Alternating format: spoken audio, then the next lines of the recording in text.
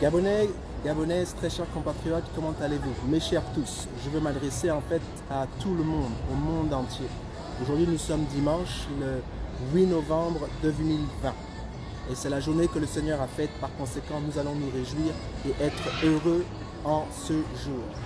Dieu fait des grandes choses dans le monde et je sais que quand bien même dans le monde dans lequel on vit, beaucoup de personnes ont tendance à croire que ce monde n'appartient pas à Dieu. Je suis ici pour vous rassurer que le monde appartient bel et bien à Dieu et tout ce qu'elle renferme. Ce monde appartient à Dieu et Dieu est au contrôle et il sera toujours au contrôle de ce monde. J'aimerais pouvoir partager avec vous quelque chose qui est au plus profond de mon cœur. Une pensée que Dieu a farottée dans mon cœur, que Dieu a mis dans mon cœur et que je ne cesse de ruminer. C'est l'autorité. Vous savez, l'autorité, on dit que l'autorité vient de Dieu. Et je dis oui, qu'il y a plusieurs sortes d'autorité. Il y a une autorité spirituelle, il y a une autorité naturelle et aussi une autorité qui est sociale. J'aimerais pouvoir me focaliser un tout petit peu sur l'autorité qui est spirituelle. C'est cette autorité qui est du divin, cette autorité qui est souveraine, cette autorité qui est de Dieu. Et cette autorité-là, toutes les autres autorités lui sont soumises. Toute autorité lui est soumise et toute autorité doit se soumettre à l'autorité de Dieu. Voilà pourquoi la Bible dit qu'à la mention de son nom, tout genou fléchit et toute langue confesse qu'il est Christ, le roi des rois et le Seigneur des seigneurs. Maintenant, il y a aussi ce que j'appelle l'autorité naturelle, c'est-à-dire comme la loi de la pesanteur. Tout ce que l'on jette vers le haut doit descendre. C'est comme ça que le monde a été régi et c'est comme ça que le monde est fait. Je me rappelle, ma mère aimait souvent me dire que lorsque j'étais petit, j'aimais utiliser, je devais avoir 1 an ou 2 ans ou peut-être 3 ans, j'aimais vouloir toucher la lampe et à chaque fois, il m'interdisait de toucher la lampe. Et alors que la lampe était très chaude, il ne voulait pas que je me brûle les doigts. Mais moi, curieux comme j'étais, je voulais toucher absolument l'ampoule. Et un jour, ils m'ont vu sur le point de toucher l'ampoule et ils ne m'ont rien dit. Ils m'ont laissé faire, ils m'ont observé à distance. Et j'ai mis le doigt sur l'ampoule et ça m'a brûlé et j'ai crié « Ouh !» Et depuis ce jour, à chaque fois que je vois l'ampoule briller et que je veux mettre mon doigt dessus, je ne le touche pas parce que je sais que je vais être brûlé.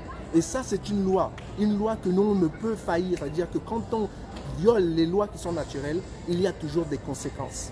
Et puis, bien entendu, il y a la loi sociale.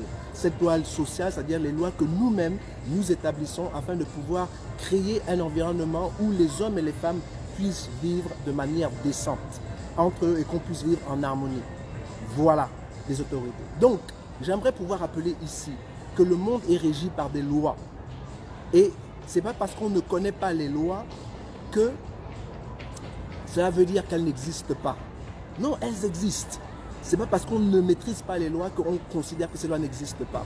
Et donc, j'aimerais pouvoir m'appuyer sur un passage de la Bible dans Genèse, où on nous parle en fait de sages-femmes. On nous parle et on nous dit que dans ce passage-là, Pharaon, qui ne connaissait pas Joseph, avait dit qu'il faut absolument faire en sorte que tous les hommes juifs puissent être exterminés. Pourquoi? Parce qu'ils n'arrêtaient pas de prospérer et ils avaient peur que ces juifs-là prennent le contrôle de la nation d'Égypte. Et donc l'ordre a été donné, un décret a été donné aux sages-femmes d'opérer une opération pendant que les femmes accouchent de telle manière que tous les hommes, tous les jeunes garçons, tous les bébés garçons devaient mourir. Et bien entendu, il y a deux en particulier, deux jeunes sages-femmes qui ont décidé de violer la loi que le roi lui-même avait établie. Ils ont refusé d'exterminer les enfants juifs. Et donc, quand Pharaon s'est rendu compte de ce qui s'est passé, il a fait appel à ces femmes-là. Et il leur a demandé pourquoi vous avez refusé d'obéir à un décret que j'ai établi. Et ces femmes lui ont dit tout simplement que ce n'est pas qu'on a désobéi, mais c'est que les femmes juives sont des femmes fortes. Et à chaque fois que l'on va vers elles, elles ont déjà accouché. Ce qui n'était pas vrai. Mais ce qui m'intéresse, c'est que la Bible dit que le fait qu'elles ont violé des lois qui étaient iniques, le fait qu'elles n'ont pas obéi à Pharaon, ces femmes-là, Dieu a permis qu'elles prospèrent.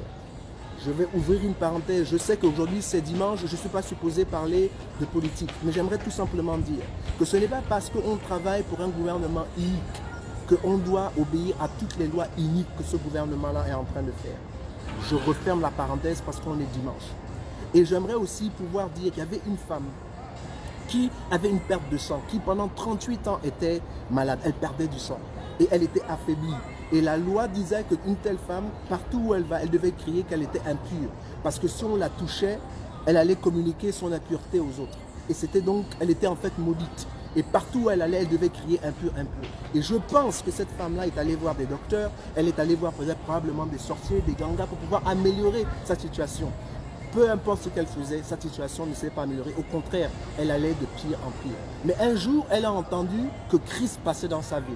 Et elle a décidé que ce jour-là, elle allait se rendre et voir Christ. Malgré toutes les lois qui ont été établies, elle a décidé de se faufiler dans la foule. Et elle s'est dit que si seulement je peux toucher son vêtement, je sais que je serai guérie. Et alors elle s'est faufilée parmi les gens. Elle a bravé toutes les lois. Elle a violé toutes les lois. Pourquoi? Parce qu'elle a pris conscience qu'il y a une loi qui est au-dessus de toutes les lois. Et cette loi-là, c'est la loi divine. Et donc il est important de savoir qu'au moment où elle touche donc la vie de Jésus, Jésus s'arrête, tout s'arrête. Et Jésus demande qui m'a touché.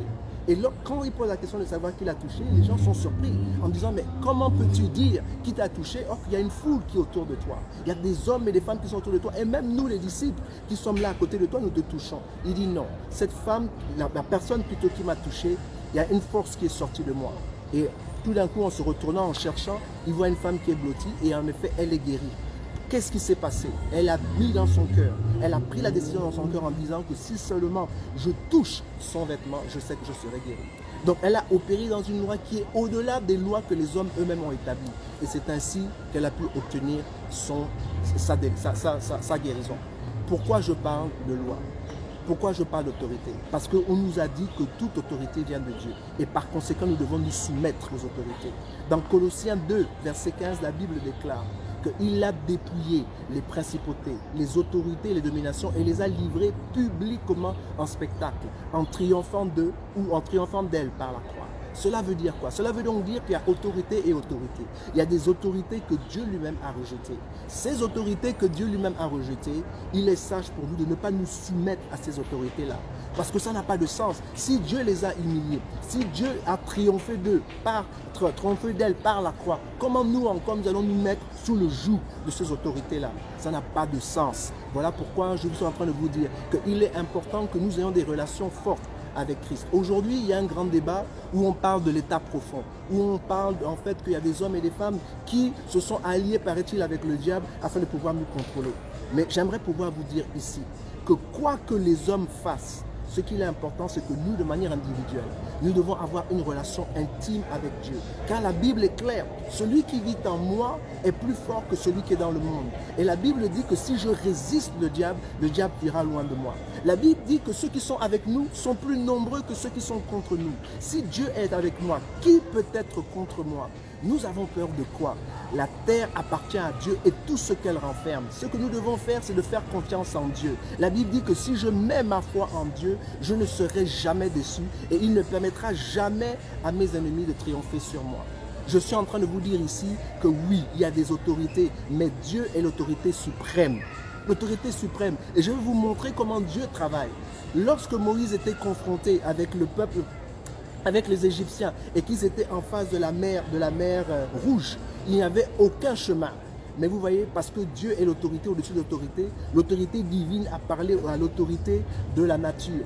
Et la loi divine s'est imposée face à la loi de la nature. Et c'est ainsi que le miracle s'est accompli. Je suis en train de vous dire que si nous nous mettons du côté de Dieu, quand bien même les choses sont compliquées, quand bien même les choses, quelquefois, on a l'impression que ça ne va pas se décanter. Je suis en train de vous dire que parce que vous mettez votre confiance en Dieu, le miracle est possible.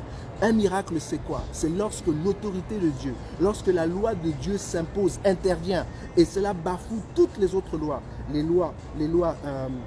lois sociales, et puis aussi, bien entendu, les lois naturelles.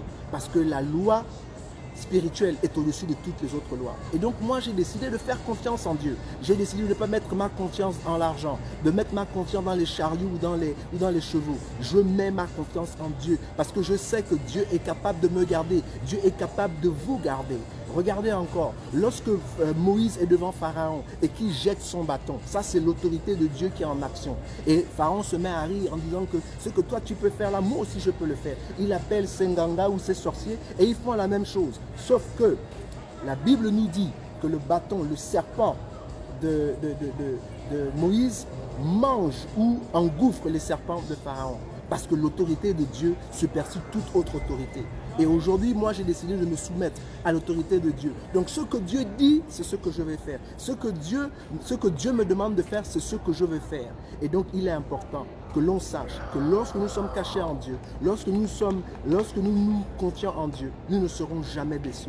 Vraiment, merci beaucoup de m'avoir écouté. Je vous souhaite un excellent dimanche. Que Dieu vous bénisse et que Dieu vous permette de prospérer au-delà même de votre imagination. Et je suis en train de vous dire de ne vous inquiéter de rien. Mais en toute chose, faites des pétitions et confiez-vous en Dieu. Dieu prendra soin de chacun de nous. S'il est capable de prendre soin de la nature, s'il est capable de prendre soin des oiseaux dans les cieux et des animaux, il prendra soin de chacun de nous. Et ce n'est pas un homme ou une femme qui vont nous empêcher de pouvoir nous épanouir et d'être tout ce que nous devons être en Dieu. Et j'aimerais pouvoir vous dire encore une fois que le Dieu que nous servons est un grand Dieu et qu'il est au contrôle de toutes choses et que sa volonté va s'accomplir. Que Dieu vous bénisse et à dimanche prochain. Au revoir.